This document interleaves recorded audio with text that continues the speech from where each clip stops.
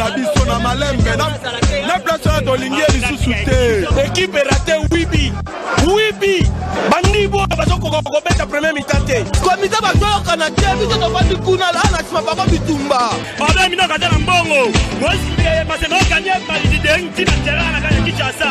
Ezala raté.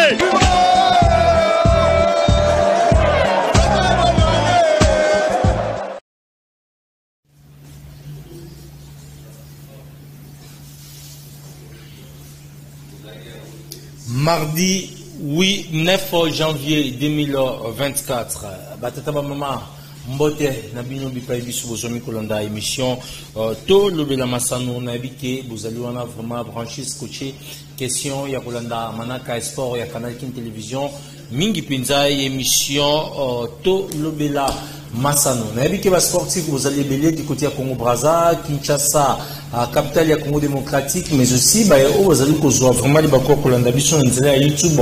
Merci pour la confiance, na fidélité. Merci l'équipe technique Okupabola, Freddy Soumaïli, des retours avec Fox. Merci na Freddy Takidi du côté de la réalisation, pourquoi pas Ndeko Gimputu le maestro Oyopinza Azali Kosa Moussa Kitoko du côté il y a régie finale.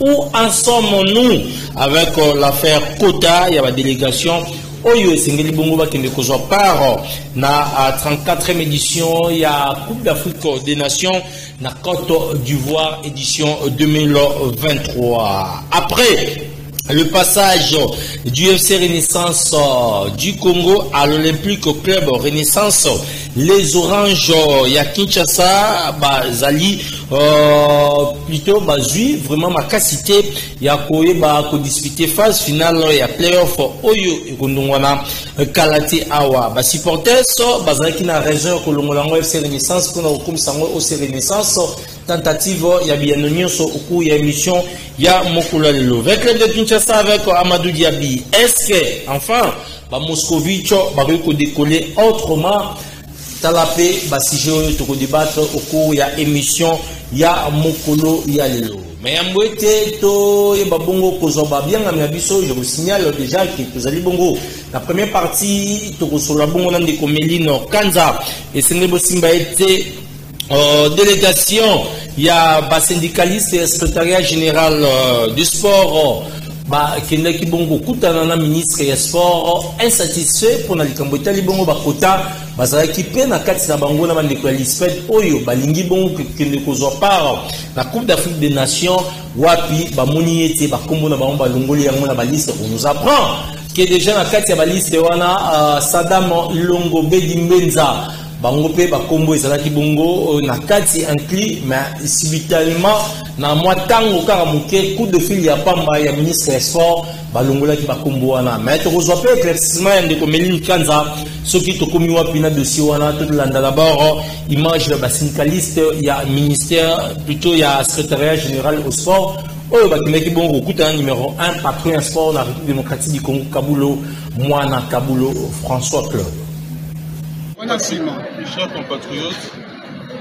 Nous sommes venus ici devant le ministère du Sport et Loisirs pour dénoncer certaines pratiques qui sont en train en ce moment de se faire par rapport à la délégation qui va accompagner les léopards la 34e édition de la Coupe d'Afrique des Nations qui va se jouer en Côte d'Ivoire. Comme toujours, ce n'est pas pour la première fois que la RDC puisse organiser ce genre de chapter où les gens vont supporter l'équipe nationale. Nous savons comment ça se passe. Et nous remarquons effectivement qu'il y a une certaine opacité testée par le nouveau cabinet du ministre du Sport. Où d'une part, il est en train d'associer toutes les structures qui sont habilitées à aller accompagner le repas, mais de l'autre côté, nous ne voyons pas la même réalité. Raison pour laquelle nous attirons l'attention de l'autorité numéro 1 de la République démocratique, le président de la République. Nous savons le sport doit unir le peuple. Le sport ne peut pas nous diviser. Pour la première fois, nous voyons une campagne du Coupe d'Afrique des Nations, la fête du football africain, Nous, les Congolais, sportifs congolais, nous savons que le pays attend du Congo. Nous savons qu'il y a une capacité qu'on a donnée pour mais nous voulons voir clair, comme ça s'est fait auparavant. Que le ministre réunisse toutes les structures, qui nous disent le gouvernement a prévu tant de place. Voilà comment nous allons faire par rapport à cela. Une certaine opacité que nous sommes en train de voir, nous les décrions. Nous sommes tous les Congolais.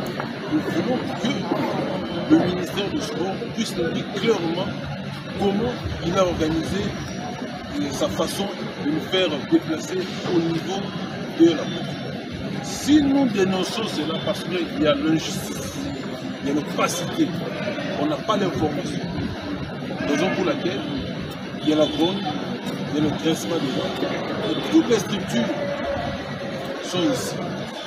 Toutes les structures sont représentées. Alors nous voulons voir clair que le ministre du Sport nous dise clairement quelle est sa vision, quelle est la vision du gouvernement par rapport à ces voyages. C'est ça effectivement le mobile de notre message. Le mobile de notre message, c'est l'avion, effectivement nous savons. Principalement, ce sont les animateurs. Les animateurs sont leur quota. Et à part les animateurs, il y a d'autres structures. Il y a d'autres structures qui accompagnent. Il y a beaucoup de choses qui se passent là-bas et que seuls les animateurs, même lui, les ministres, ne peuvent pas gérer.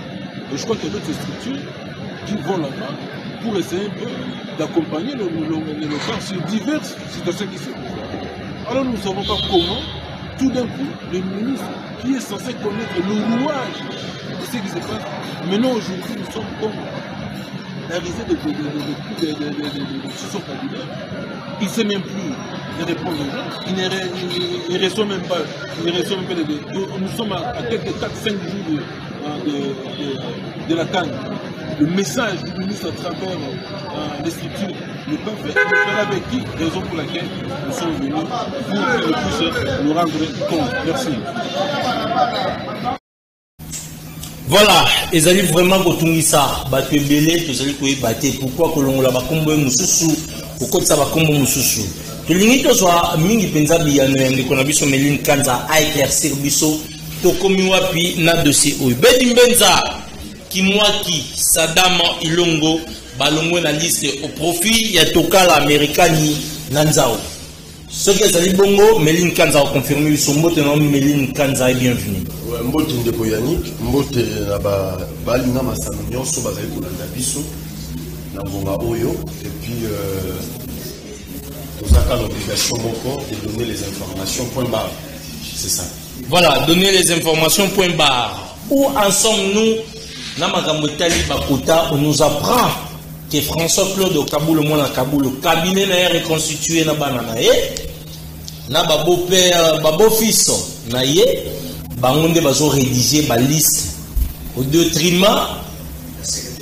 Il y a secrétaire général ou soit il y a ba conseiller naye parce que ça attribution n'a été vrai ou faux? Non, c'est faux et archi faux. D'abord, premier élément. Ce bolobi que cabinet à Kaboul les a constitué na bana naye na ba beau-frère naye, c'est-à-dire ngape na bala mona suka Kaboul. C'est déjà un premier élément que c'est faux.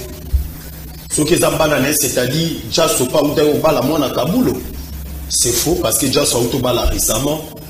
Moni congolais faut pas comprendre leur moko. Moni qui nous tema mabe. Faut to ndo chango na wenzi ba ba na kosomba. Na sombi pa qui nous tema mabe na otambola na ngo. Et puis pas congolais, on y a dit qu'il n'y a pas pour son somba oyo et koka mututel et koka ngati. Na la tara 30, il y a la tara 40. Mais dans quel pour nous bagaille à 40, on a la tara par force. C'est ça, c'est que les gens sont en train de dire. Kaboul est en train de faire son travail. Côté à Makamoualiste, il n'y a pas de débat, il n'y a pas à crier, il n'y a pas à discuter. Le gouvernement a réduit le quota ou le nombre de membres au Kenya, Côte d'Ivoire. C'est 140 personnes. C'est depuis toujours qu'on parle de 140 personnes, tu y dit qu'est-ce qui se passe. Mais c'est pour une première. Kaboul a payé si l'animateur quota il y a 40%. Donc si 140, ma paye si bino 40%. Bino besoin, on sait qu'il y a battu. Est-ce que vous voyez bien ou bien? Toza équipe moko ya mboka oyo Autres, on a 3 groupes d'animation. Et puis, ce sont des groupes d'animation très mal organisés. Je vous rappelle, Thomas a un groupe naïe, Evoloko a un groupe naïe, Malula a un groupe naïe, et puis, le groupe Wana et Panzana d'abord pour avoir un problème à leadership entre Bango et un conflit d'intérêt. Maintenant, on va faire un quota. Il y a 40 personnes. Pour 40%, 40%. Mais oui, 40%, ça dit 40 personnes. Il faut pas dans la 40. Il ne faut pas dans la délégation. Si tu as quelqu'un qui a tu donnes un groupe d'animation, on a Panzana Panzana. Moutouna Moutou Apuna, Moutouné Bakende. Thomas Batmazaki Belé. On a fait Batmazaki Moué Malou a pu évoluer Batmazaki Belé. Qu'est-ce qui se passe maintenant? L'équipe n'a été endoïquée par l'obité. Kaboul a fait si baron arrive à 5 jours, 5 animateurs, 5 animateurs, 5 animateurs. Non, réfléchissons-nous, c'est faux et archi faux. Et l'on connaît les OP, ça passe. Il faut balanda bien. Au moins, il va évoluer au monde wana. Bateau la coupe d'animation wana. Ba mesana na mafia. Mafia c'est-à-dire nini? Nene na zaboye. Na yebi que l'on kamoye na qui détail. Na ke peut évoluer c'est une $100 na PC $100 après à ça ni a tient na ordre de mission. C'est comme ça que ça se passe et quand Kaboul a dit niet ça ne va pas passer. Écrivez par lui vous ne sont comme Koloba que Kaboul a bloqué Kaboul a celle non si quoi tous à la rationnel 640 na 140% va PC tout le monde a tout tous à 140 dans son topé c'est Voloko topé ça Thomas topé ça Malula voilà mais l'important que n'a pas calcul simple voilà sur 140 personnes où le gouvernement a Lingiba qui a participé à la Coupe d'Afrique des Nations Bobby 40 personnes au PSI dans la coupe d'animation oui 100 personnes n'est pas tout normal presse donc mais il n'est pas tout zonga. Banani bazora charge ya ko motiver équipe. Ce sont des animateurs. Bango peut-être bakos à la 100 personnes bino bandeko. Dans la vie de ceux qui batu bazo comprendre. Moi je veux que les gens va comprendre. Moi dans la délégation. Délégation ce n'est pas pour y avoir ça il a quota. N'est pas longwa. N'est pas par longwa à Côte d'Ivoire. Est-ce que vous savez que ton coup, tu as fait là, les Congolais dans un seul pays? Les Congolais à Bidja, les Congolais à Bouaké, il y a Moussouko, tout, même les Congolais, à Burkina Faso, les pays limitrophes, na Côte d'Ivoire, et ça fait des nombres. C'est-à-dire, Nini, Bango va faire un quota comme les animateurs. N'oubliez pas que nous avons des mouvements sportifs et des structures sportives qui existent dans notre pays. Ils font quoi? Les mouvements accompagnent l'équipe nationale il y a longtemps. Allez-y les léopards. Chez les journalistes, c'est les réseaux, les réseaux, la presse. Moi aussi, je fais partie de la presse. Allez-y les léopards. Et dans chaque liste, il faut que en face, on va comprendre. On va comprendre. Dans chaque liste, quand on a une délégation à léopard, il y a toujours la délégation, représentant, il y a un ministère, parce que ce sont des Congolais. Assemblée nationale, et quelques députés, Oyo, Bazalaka, mourir à ballon. Comme d'habitude, ton message ont voyagé, Nabangoï Kassanji, Bariette Ouamou, Badi Mafuta et les autres. Ce sont des Congolais. Vraiment, Kaboul est venu pour changer l'image du sport dans la République démocratique du Congo. Pourquoi pas côté de la pratique ouana? Parce que l'Assemblée nationale est en budget na yango, est en bongo na yango. Les députés ouana bazora $21 000. Bakoye comme fout de la. Psychologue là. Nalingi bato bazolanda biso banda ko comprendre ba komi foute la billet Côte d'Ivoire te oyo ezaka $900 ya pamba ba kende kota la match ba appuyer équipe nationale au détriment ba kota na kati ya liste wana oyo peut-être ba ko favoriser ba animateur ba kende comme c'est équipe ndeko Yannick omoni ki mutema mabe moni ki mutema mabe ndé avec photo dans Sombango photo Sombango na mokilio voilà c'est parce que les gens ne veulent pas de Kaboul ni makambo so platé boy Bah, député, ça n'a pas commencé aujourd'hui.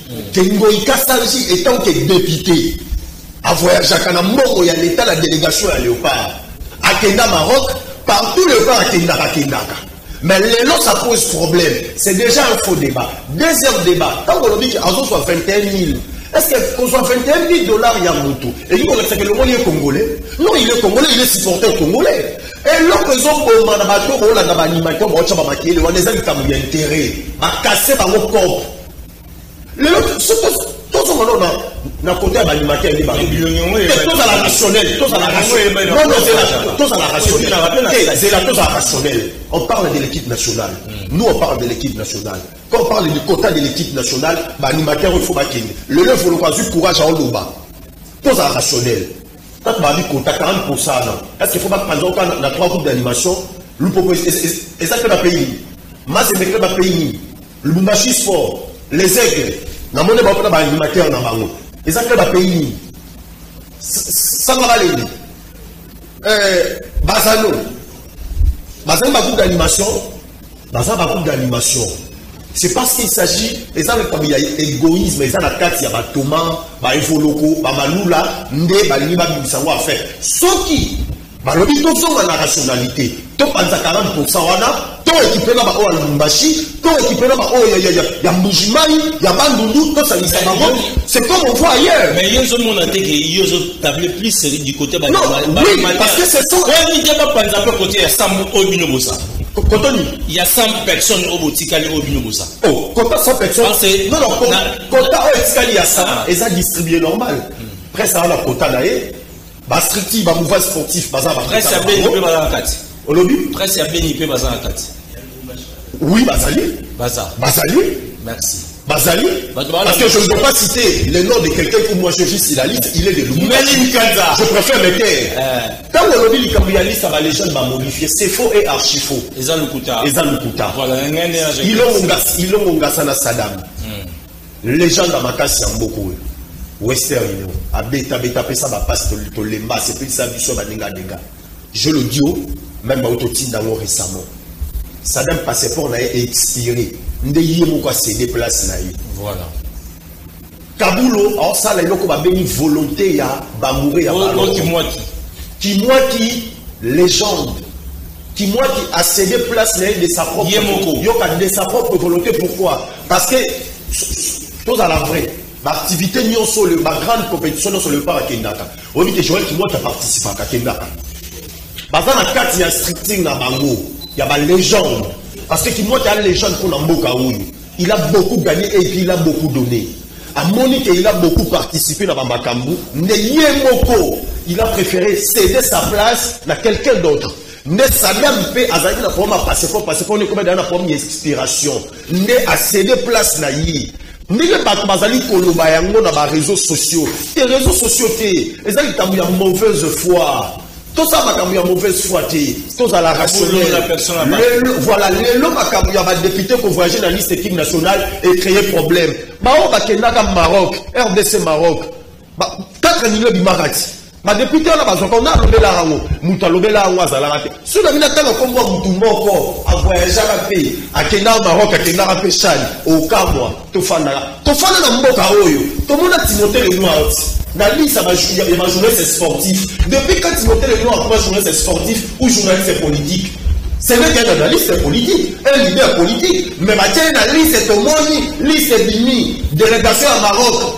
Journaliste sportif, Timothée le Noir, tout le monde est dans le Bokao. Est-ce que vous savez un problème? Le problème est la quitté. Mais quand il s'agit d'un mouton de sécularité, moi je sais personnellement que le nom de Kaboul nous dérange. Pourquoi le nom de Kaboul nous dérange? Parce que Kaboul a une mafia. Il y a une agitation partout. Dans le Bokao, il y a un loté. Nous avons un cassage congolais. Nous appelons les loboués. Soit tout le monde peut. Les deux fois passés, Amos Mbauki Tengalou bien voyagé dans le pas au Kamwa. Voilà, autant la caméra s'adresse à ma définition. Mais pas tout, parce qu'on comprend le Kamake. Pour s'adresser, il y a Souka. Je regarde ma caméra. Dans ma rumeur, nous sommes dans les réseaux sociaux. Chers compatriotes, nous avons préparé une grande compétition. Oyo, Tobéni na Congo, il y a Cannes et Robé Tamana Côte d'Ivoire. Tous à la concentrée. tombo ya ba division ya makambo mike makambo etali bakota ba animateur ba osa ba makambo bazo tsa ba makele pour na bakota c'est pour une première ba pesa bango quota ya 40%. Et Kaboul, il y a beaucoup de gens qui ont 40%. Et les 100 qui restent, par exemple, on a la structure, on a le mouvement sportif, on a l'association, on a Allez-y les léopards, on a le ministère, Assemblée nationale, Sénat, la présidence, il faut maintenant se baser à la représenter parce qu'il s'agit de l'État et il s'agit de la nation congolaise, tout il faut baser à la représenter. Mais le lot de monde, comme un quota, est petit problème. Dans un tout cas, question, mon corps. Sauf qui bango moko ba animateur on dit bazawana lelo ba réclamer quota c'est bazaki na mou ya mboka pourquoi ba kabwana pourquoi ba koma 3 groupes tozaka équipe moko ya mboka tozana 3 groupes d'animation soki na Nigeria bazaka na groupe moko on so tellement na ba fanfa ba oyimba Côte d'Ivoire on so ala tandingi moko Benin ndenge moko j'étais au Ghana j'ai vu ce qui s'est passé avec les Ghanéens bazalaka na groupe d'animation moko mais soki te mito la quota en réalité il y a 40% on est photo panzango. Merci. C'est-à-dire, nous, l'animateur, il faut pas faire quota, atteint 1%. Moi, c'est le même temps, ça va pas l'aider. Renaissance, les deux Renaissance, Ligno, Mikishi, ceux qui disent qu'il faut pas faire quota, n'a pas les secteurs dans tout. Donc, Togo, il va distraction. S'il s'agit de l'intérêt pour la Moka, Boya, Bo défendre, Moka, tout ça d'intérêt privé, on doit nous avoir. Merci, parce qu'il y a une remontade. Il a dit que remonter de Salama, le niveau il y a 5 pays dans la Côte d'Ivoire. Merci. Voilà, Méline Kanza. Voilà, sur ce plateau, notre deuxième invité, c'est Papi Kitubila, aussi Renaissance du Congo. Déjà, nous avons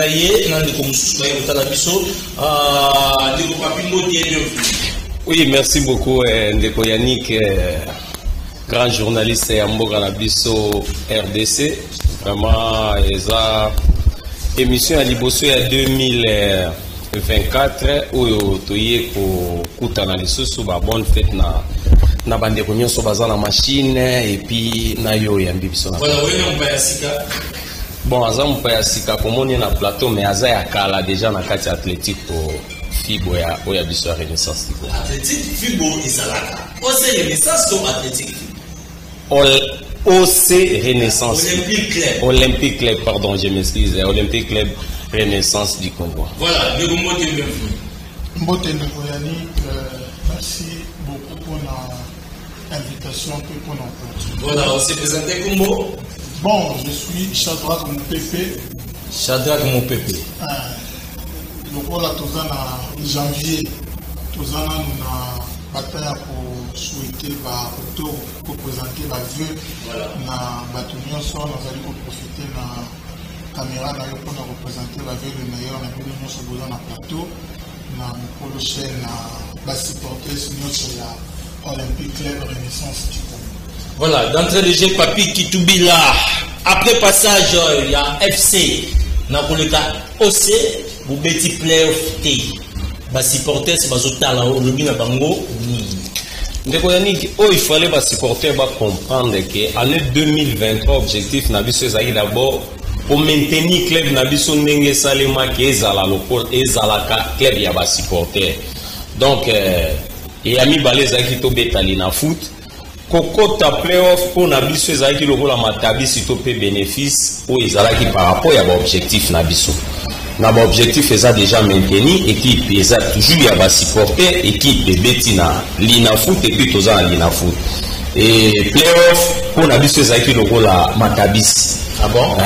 Pour notre ambition, notre objectif, vous savez quand même. Tout qui n'a pas moment très difficile, recrutement, pour ça, on a couru les tribunaux jusqu'à maintenant. Nous avons un niveau à la justice pour un réglage amicé, mais par rapport à la détracteur, ndenge balukaka toujours kotungisa biso bontoze la sikoyo jugement ya suka ebima maintenant ebimi na noté boyebi ba biloko ezalaki na kati ya biloko yo notre évêque Pascal Mukuna fundaka équipe eza ya ye mais tokoma kuna elakisa ke eza ya ye te fallait ce jugement ebima et nyonso wana bandai kokute biso ba énergie belé to beti na foot félicitations na ba supporter pour dans l'ensemble tozali mais et playoff tokete saison prochaine toko tchaba objectif nabiso pour que to beta playoff et plutôt qualifier équipe na compétition africaine. Ndeko Chadraka, ndeko papi qui tubule la haute totale ça manque objectif d'abord les équipes pour récupérer équipe. Est-ce que tout le banini pour récupérer l'équipe l'effectivité pour le baquet est connu vraiment à supporters ou soit Willy Kindembe qui est là comme le représentant des supporters né à Zosala Nyonso donc l'OBP a commis la bino nenge avec mon kuma une équipe. Ndeko Yannick voilà et là on a moteur ils a que équipe ils ont mambo na biso na supporters ils a bitumba on va dire même beto ya ils ont na mambo na biso na supporters j'en viens tous avons dit na tout le monde de ring pour la privatisation de l'équipe batu balobité ils a ya biso tolomi jamais équipe eza ya binote ezali ya biso na makambo nyonso ya mabele toye tosali FC Renaissance po tozaki ndeko mokuna totie ye na moto ya tra lokola président. Il s'est fait qu'il a voulu s'accaparer du bien public. Renaissance du Congo est un patrimoine commun. Moto moko atakoki kolala la mokalo baki patrimoine oyo eza ya ngai nde na yango tokundaki bitumba mpona kolakisa ye ke ezalaki ya ye te. lelo toza na équipe na effectivité na yango nyonso ndeko Willy Kindembe oyo nazali kopesa mbote oyo azali na ministre oyo kojouer rôle lokola ya président azalaki kojouer rôle ya président déjà azali kojouer rôle ya président Maxime Akindao azali nazoya azali kojouer rôle ya président. Pourquoi? Parce que azalaki premier conseiller na comité ya Maxime, azalaki premier conseiller. Le président Maxime avec un problème de santé depuis qu'il a dit banda ya mboka pour se faire soigner. Donc comité vous voyez aussi qu'à la vie bon il fallait qu'il y ait quelqu'un qui puisse prendre les décisions pour le bien de l'équipe, pour engager l'équipe, pour le bien et engager l'équipe. C'est ce qui a fait que Willy Kindembe étant d'office premier conseiller, il joue cet intérim, il y a président, en attendant le rétablissement effectif du président, qui, ceux qui la zombie pourra revenir dans ses fonctions, pour n'en continuer au combat équipe. Équipe Oyo, les amis, il y a Moutouté, les amis, l'équipe, il y a la supporters, pour ça, la peine des amis. Voilà, tant pis que tu voulais parler de Ligue nationale de football, déjà, de demain, mais aussi l'OC Renaissance, vous avez un match, mais est-ce qu'il y aura l'engouement, les supporters Barouya, avec quel objectif? Parce que déjà, peu va te donner, on pense qu'il faut bouquer à l'outil.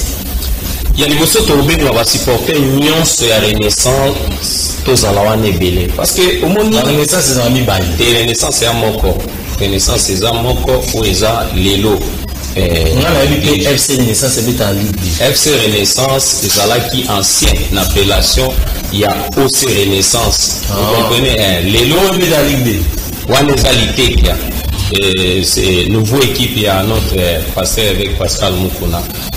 Par rapport à mon équipe aussi à l'ingazouan le goal bien privé naé ba supporter ba boy n'est pas mon équipe à la l'aise à salaki équipe naé l'itekia donc biso to kota on a teto lo bilawe za patrimoine national lobi to betana ranger eza match moko ya monene biso pa na biso ba match yo soto betara aussi za lo la ba derby match a pété za la raté tozo senga na ba supporter nyon soto ya ebele.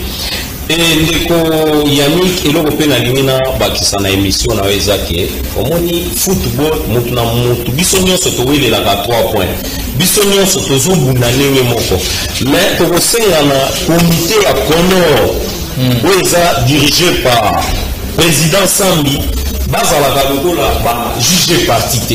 Vous voyez le dossier à Mira Kalonge, voilà litige entre OC Renaissance DSMP. Dossier wana Renaissance amema ba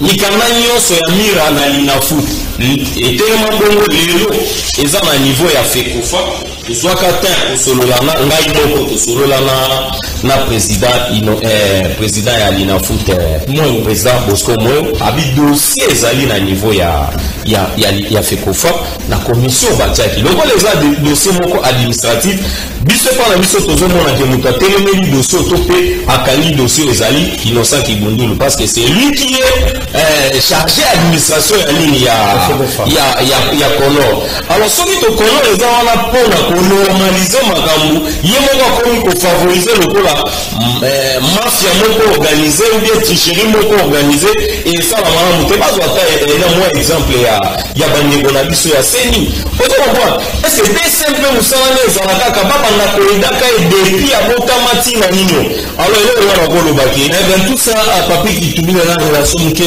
bozomona te ke bino déjà bokota bino playoff te botika bandeko ya biengi bakende kobeta na oza na posa ya bon ata tokokota te mais manière DSM mpe akokota bazwa papwe na biso nyonso babakiselaka si DSM mpe comme ça kende facilement ozoba yango ezosalaki atake compétition africaine 2-3 matchs à Katani. Football tant que vous êtes dans le règlement, le jeu il faut la respecter. Tous ces là 2 points. Normalement pour il faut que nous avons 4 points.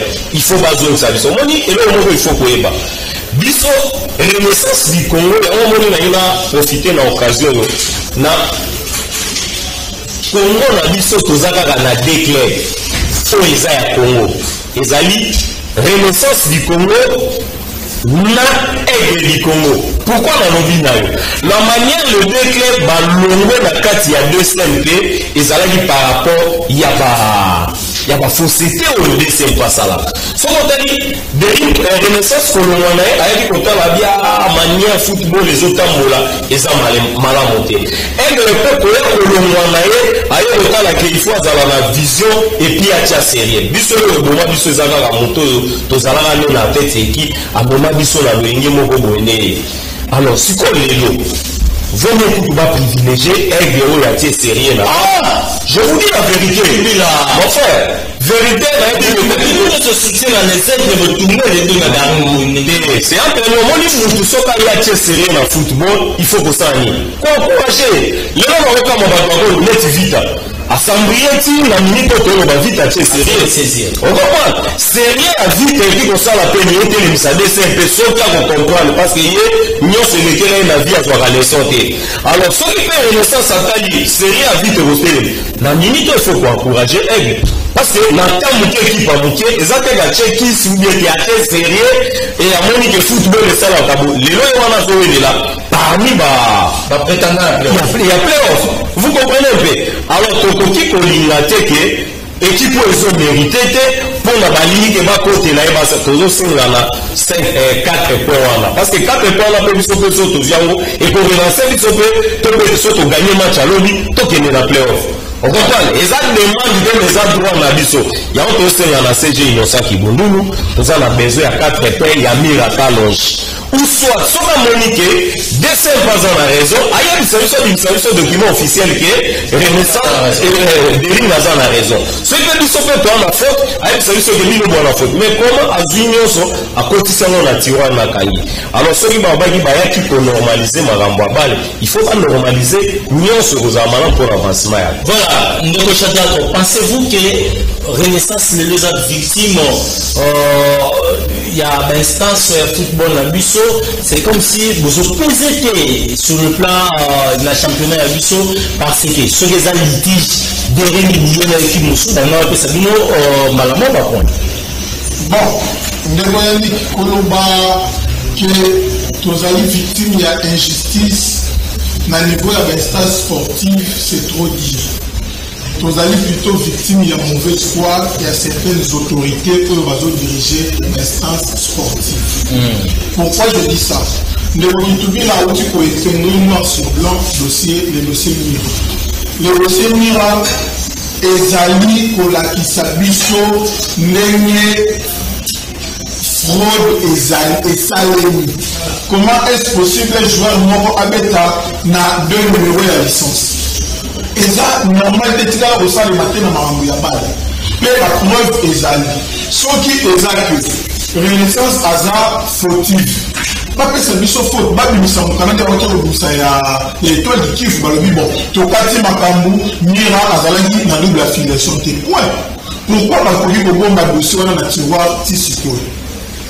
Comment réserve la mine en bonne et due forme. Dossier est vendu à niveau à Conan, où on va les bâtir à un congélateur pour éviter le pourquoi. Ceux qui est allé par arrangement et salimaki dans des vocations. Il est grand temps, il y a comité de normalisation, il y a fédération, un peu pour changer façon de faire, pour normaliser, pour normaliser, non pas pour anormaliser. Parce que nous avons vivre des sous normalisation et ça anormalisation. On veut en sorte que l'équipe union soit évoluée dans la compétition, pas mériter ma place. La preuve est que tant que vous favorisez Imana, vous favorisez des partout à ceux qui ont hasard ou réussite, il ne faut pas savoir qu'il y a des favoritisme exact. Nous allons profiter de ce que nous avons supporté. Baya et Bénin dans le stade, tout comme cette équipe n'a vu son nez tomber ça, le but au Bétana à ces Rangers na 15h30 dans le stade du 20 mai. Nous avons contribué à l'Obaki. Et là, on a des dénominateurs quand même entre deux équipes Yamboka. Vita est l'équipe de Kinshasa, DSLP est l'équipe de Kinshasa, Renaissance est la Renaissance du Congo. Les aigles pèsent les aigles du Congo. Voilà.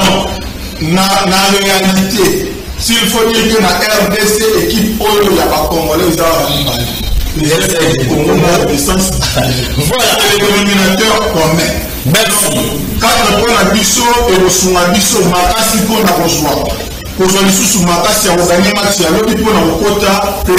Merci Neko. Voilà, à mon milieu en moquet, tout ce qu'on a Neko ya Vita, je crois qu'il y a un succès avant qu'il y ait un peu sa vie au mot de la fin. Neko Tangumba, paix américain, Fulgence, basant la mission depuis Waouti, Mikili, tout le monde est du côté de Turquie, du côté de Dubaï, mais la besoin de l'émission à Kinshasa. Bienvenue, Moté, Neko Tangumba. Un souci qu'a fait, on a pas mis, Moté, tout figant. Voilà, Moté là.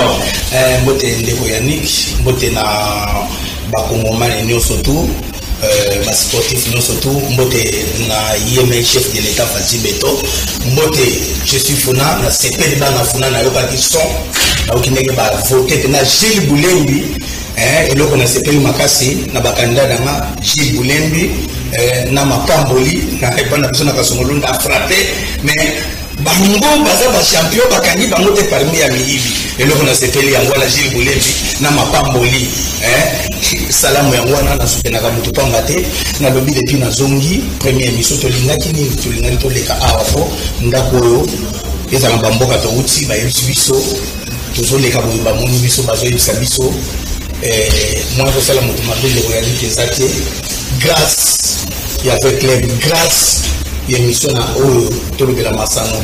Merci ndeko Yannick tolikaka awa. Merci tomoni kuna to continuer koloba yango ba grand club oyo na mboka oyo kosala nango masekite oyo eza kola océan ekoki te kosanza yo ekoki komela yo attention donc disonner la keba. Ouais, merci. Américain Pija. Amadou Djabi na pesi mbote te. Amadou Djabi babi check. Nzabile. Voilà, Américain Mbote ndeko Yannick. Voilà, Kouta Mikili, le Kinshasa, Ezaki le roi Ndoto Bouquet, d'abord tout cela. Bouquet n'a rien cadre. Merci ndeko Yannick na kanisi eza première émission ya année. Banda Touti, Turquie, Dubaï, Tozongi Kinshasa. Tikana on a remercié nano bakondi avec elle. Merci beaucoup. Ba Turc bakondi avec elle. Merci, félicitations président Amadou Djabi. Merci, félicitations à la section foot, secrétariat, titulaire, adjoint. Vraiment, merci à avec bien grâce à avec bien. Nous moni tomati pepo, tomati penda. Bakuna ba mataka na électeur te, ndeto zu penda lokasa, tomati penda na vol na minute otokomi. Communicateur international, il y a tous les clubs congolais. Pourquoi dans le Bongo ezala Mazembe, ezala Vite, ezala Imana, ezala Renaissance. Renaissance, on est niveau na été papa. Ba club nyonso ya Congo to tie bango na blog, ba communicateur moko te ba voyager na frère équipe na bango. Baké basali émission na ba immeuble le plus long du monde, na Abu Dhabi, na Turquie, na ba désert, un peu partout. C'est grâce à votre club vraiment tous les reconnaissants vers avec bien. Vraiment vite les alibota, vite les apena bomoko, to ya mabasa na motema moko na motema polele. Tika na pesa mote na Shadrack PDG Shadrack, Esaïe Business. Ayamba qui biso très bien à Katia Dubaï, bon séjour à même ils sont partout dans le tourisme wala na bosanité, place tozayi koli ya pena la cuisine congolaise, Grand Tanganyika. Maman Lolo, na Maman Berthe, merci. Ayamba biso bien. Américain, mon tous les amis, balobi bino jale le footing. Na bete. Pour commissi Maman Bessina monsieur le côté. Na suka na balo fuyo batiki balé mapamboli à corrompre yo américain na $500 congélateur na passeport aluke bino visa atindi bino kuna buye ko baluki Maman Bessina fo ndeko Yannick omoni ndenge ndeko na biso leader mo ya musique congolais alobaka connaît pas à demander. Ma pamboli à présent section foot, félicitations à eux. Merci bana kasongolu na ndenge ba vota ki pena ebele. Mongo biso to luka na vie eza $500 eza congélateur te, eza pena fausse information. Donc tout tika la kozwa jamais ma main à couper, Dieu témoin, Dieu témoin. Donc natika la kozwa ta 100 francs présent ma pamboli te ni moins congélateur que yango sali biso que to voyager toto ina madame Bessine Kazadi. Télévision ezali radio tendeko Yannick baero à Londres o basali ki biso tozala bazali mais alingaka te batanga komoni na télévision alingaka te totanga kombo na ye partout na baradio. Merci beaucoup mon président, l'homme humble vraiment akoma libolo langa na vie na donc nazwaka bizaleli na ye lokola un modèle. Merci ndeko Yannick yoso mona place avant nazokoyamba bato plus de 50 personnes mais aza à l'aise. merci jamais katonga mutu et puis azalaka boye soki gauche opesi droite eyeba te voilà bato toza voilà et puis totikala kotrahir jamais madame Bessine biso tota l'intérêt avec elle mpona koprouve mpe bato babengaka biso ke tozalaki badia lelo ça prouve que biso totalaka intérêt ya vite quand ça marche tobeti maboko soki na baprojet tosoutenir soki otelami tomoni keloko tosalema te toza bato ya koréclame. Merci. Voilà pour modèle wana lelo relation ezani na Madame Bessine Kazadi. Relation na biso ezakaka ndenge ezalaka na Madame Bessine Kazadi aza avec bien biso pe toza avec bien suka azali akomi membre ya conseil citoyen respect mukolo suka bobenga na ine ezaleka lobby musolo ini tosolole a biso a bon retour a souhaité ngai ce côté kembe téléphone na ngai ezali a auto système biso na Wanda wana avocat ba kosela ngai na zo azana mikila poto azana biso ba bonne fête ba bonne année ba bon retour au pays esili. Merci. Voilà, maintenant on se question sur vie. Image à vie de ce moment. Vraiment image à vie et ça très bien pour ba petit ba outil na $100 ya prime et comme 400 matin. Et le quoi il double. Premièrement ce qui to gagner et ba qui ba petit bazui et bien makambo salaire to lobela ngote to comme déjà to za ba professionnel mais c'est pour te confirmer pour to goûter ça la émission na immeuble les plus longs. Nous avons la première na RDC, la communicateur équipe eketi ne bino bokei. Bato batindi biso ya liba mindele. Sous bâtiment, il y a ba konja vita ko bazana se, comme na mapamboli, mais bato ba ko sa donner ko Yannick na longoli chapeau avec beaucoup de respect na pesa ba kotimi na ngai. Ponga na samu ya ka de père et de mère. Ba ba songolunga vraiment bravo. Nous allons voter na mapamboli ben ko vraiment ita quiz. Quiz a de merci. Pour vous faire mapamboli oyebisaki bango fimbo ekolanda fimbo akekele emission ya lobi na koleka na fimbo awo mpona zongi ndenge tozongi toyebisi bino toyei koyebisa bino mambo ebandi dans quelques jours bozomona misala ezodemare na kati ya veclem ndeko ya misala partout na vita voilà misala na veclem eza kobanda mpo veclem ekomi société ngai wata salaire na ngai nake na banki mpaka na o na mois prochain le 5 février wata ngomba na américain siriki Dubai etikali libela bongo po munene tuka sale loko etikali ka bongo ndeko Yannick obande ko yoka mawa awa ki waka au sale live club mon frère première mission la sala pour le club en 2003 na juillet muto apesa na posa ko soutenir le club na télévision ezali eyenga na Sergio ya Mulai bangonde babanda makambo kama beni na toke ne premier ya président ya na ndole na useni muto bomoti ne peut être kabona ki ngana continuer ko soutenir le club c'est ayo yebi na batem na biso mazembe na vita makambo c'est la communication ezalati tubana ko défendre ko finga baté mukolope na ko finga té na yebi ke lelo timo kile ko kufa na monde babale na biso ndenge zawana vite créé en 1935 il m'a en 1936 aza mbanda na biso ya libela mais makambo ya humanitaire biso te soki manaza na problème biso ko ya te to ke kokota to ke le ko n'importe quoi oui bana to soboka c'est moi ko boter na désordre zona bana to soboka ko boter na désordre moi ta ko kola na balabala akaza na comportement nini ngana za ko ba football ba kondia sport pour na pesa ka respect ba pesa na pe considération neti papa na biso numéro 1 ya lina foot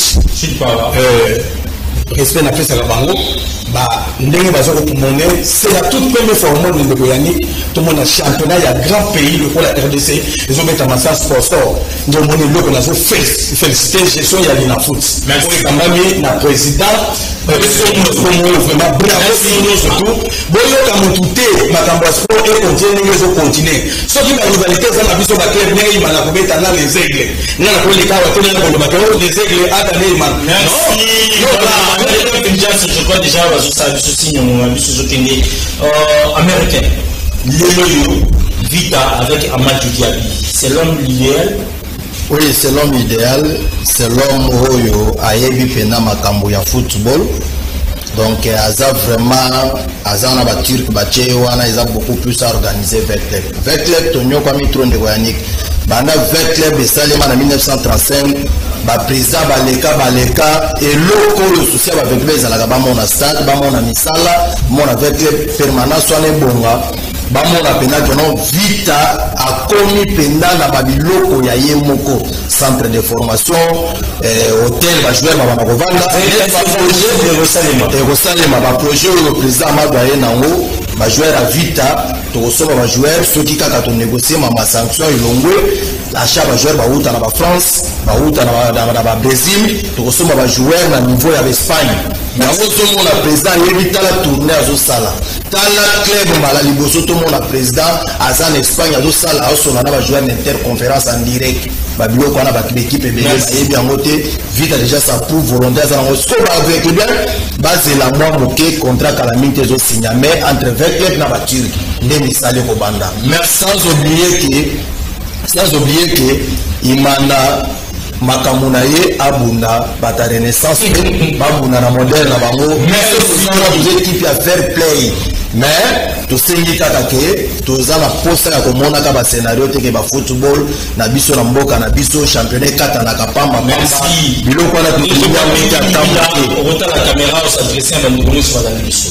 merci beaucoup na pesi ba bon retour na ndeko na ngai américain vraiment yaza merci présent papi azaka témoin moko kile parce que tant ba balobara ke Vita ba boma section Barumbu voilà le président section Barumbu oyo azali ezalaka et face à même balokuta ba otobenga ba c'est pasteur o balobaka na ba nzela ya ba média o elekaki et na postinga d'abord na lina foot félicitations d'abord na organisation et à championnat ezalaki facilité mais match ya Aigle na DCMP il faut organisateur azwa pena sécurité à makasi basala ngote le rôle ezalaki match ya Renaissance na Vecleb parce que loko wana bamonaki yango ndie eza ntina te na zone tampo ezala na kati banegligeaki e nani la police azalaki te toyebi sort organisateur atala match wana eza match moko eza na tension epe likolo koleka ta match ya Vita na imana soki tomonake Vita imana ta mosusu badérapage eza match wana eza mwa tension yango eza likolo tosengi na barene nyonso lobi toobeta toyebi entraîneur azalaki mpo na biso nazi asazongi na Rangers akoya pena po approuver comment il est capable mais biso mpe toyaka po place na biso match apete ezalaka te wana besoin 3 points wana so tozwi mpe 4 points eza na biro mpo na mira na playoff eza possible. Bon,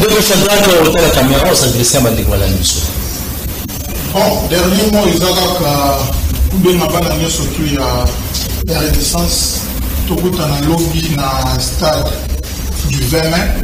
Tout y a élevé, tout comme cette équipe dans biso, dengue, tomisana.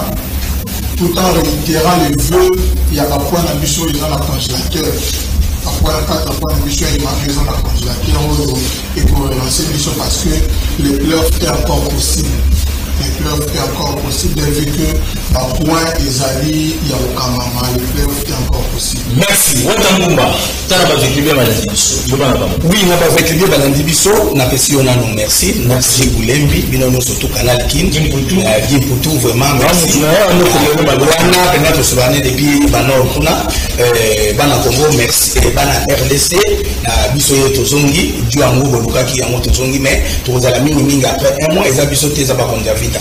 Tokomi kosala l'émission awa ndambo tosali pe kuna ndambo donc nakomi na deux palais américain pe deux palais moko Turquie palais moko awa donc esala moko passe pe po biso pe to nyo kwa ni botika pe to sekela ndenge po moni bato Canal King ba sepeli lokola biso tokomi na deux palais ndenge moko émission awa yo otika la kofinga bato na réseaux sociaux na be émission bonga moko équipe na ngo musu pe tinda yo boy na lobi boy ba avec bien tout désormais les connectiques à Kotanga et le Kotozeraki et Kokisami.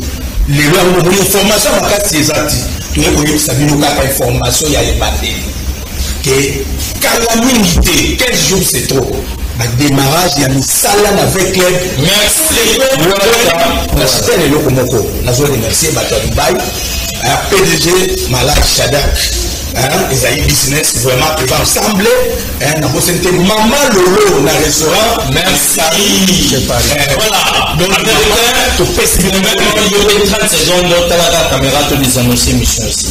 Oui, na pestimbote na madame Nangali Jachik, bonne guérison, na ebike pour les autres ministères. Comme na moi babibwa mkenke le canal pesibana na nostumbote na pesi canal qui na général mbote. Na pesi vraiment bandeko batali nyonso mbote ba considérer biso na ba o ba chola biso ba finga biso mbote ba bona ne na bino partout bisika bozali vita président Amadi Djabou azawana ayepo avanisa mama vita biso nyonso asengi na biso nyonso to bomoko unité totika kokabwana koswana to sito l'équipe étape wana sala intérêt avec club. Donc vita bazo senga biso kalamini te misale ko banda soki déjà kalamini te contre zo signamende démarrage en merci bon pour la madame déjà 124 ya plus match to baki awa keza ya biso ebele bakaki tembe tozo ngeli bolo ki bino moko merci on est capable de brandir ba do voilà et pour le secret to kutana bongo mbala sima émission de masinesi kimi akola mabutani.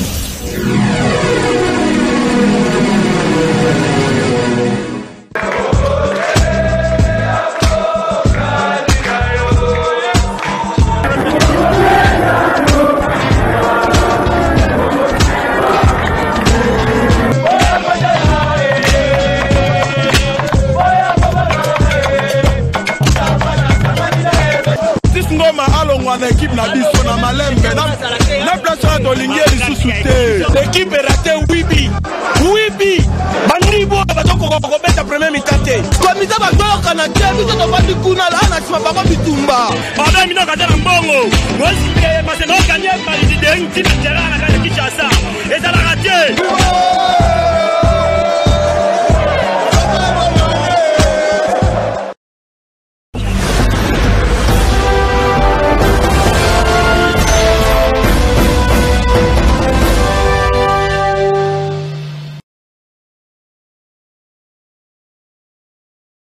Thank you.